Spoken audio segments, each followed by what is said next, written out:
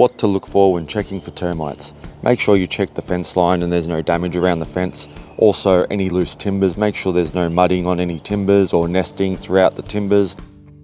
Walk around the perimeter of your property, make sure there's no mud leads going into your weep holes or underneath your subfloors.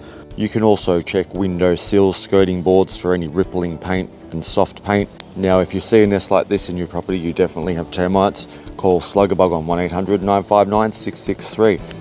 This is what termites do that you don't see. They're in the wall just munching away there, you can see. Have a look over here, we've got a termite nest we just pulled out of a wall. This was a humongous nest, it just went on forever. There's still more in the wall. If you look up here, check this out. Thank you for watching this video. I hope it was helpful in finding out what to look for when it comes to termites. SLUG A BUG, slug bugs, but they save their biggest hit for termites. Not your wallet. When termites come a-munchin', SLUG A BUG come a-punchin'. slugabug.com.au QBCC 153153005